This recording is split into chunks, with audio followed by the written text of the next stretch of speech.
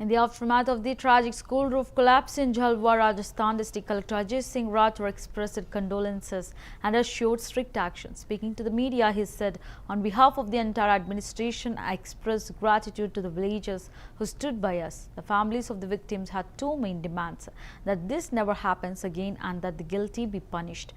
Rathore emphasizes that any lapses or negligence would be dealt with strictly. We had issued orders as early as June 20 that no child should be seated in any dilapidated building. We shifted children from 12 such structures after receiving reports. Unfortunately, we had no such information from this particular location, he added. He also confirmed support from local leaders and assured the community of a thorough investigation. ये जो इस पीपलोदी गांव के जो हमारे लोग हैं 124 ये जो लोग जितने भी हैं इन लोगों का जो सहयोग रहा है इतनी आपदा के बाद में इतनी दुर्घटना के बाद में सारे गांव वासियों की तरफ मैं प्रशासन की तरफ से उनका आभार ज्ञापित करता हूं कि इतनी बड़ी त्रासदी दुर्घटना के बाद भी जो मृतकों के परिजन थे जो थे उनकी दो ही मांगे थी।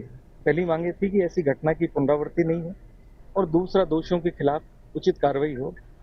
ये ऐसी जो चीज है ये वाकई हृदय विदारक थी और जहां कहीं भी लैप्सेज रहे, सिक्योरिटी लैप्सेज रहे या इग्नोरेंस रही जहां पर, उनके खिलाफ कार्रवाई करेंगे।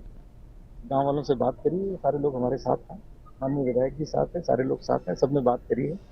प्रशासन पे लोगों ने भरोसा जताया और आगे भी जो गांव वालों किसी भी बिल्डिंग के लिए कहेंगे और करेंगे उसको हम स्थानांतरित करेंगे।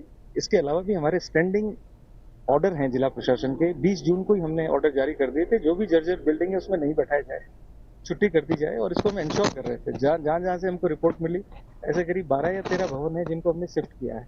इसी दौरान जहां भी कहीं अखबार के माध्यम से, मीडिया के माध्यम से कहीं आया कि भाई इसकी कोई दीवारें जर्जर है या कोई और है, उन सबको हमने वहां से हटाया, बच्चों को अन्यत्र शिफ्ट कराया।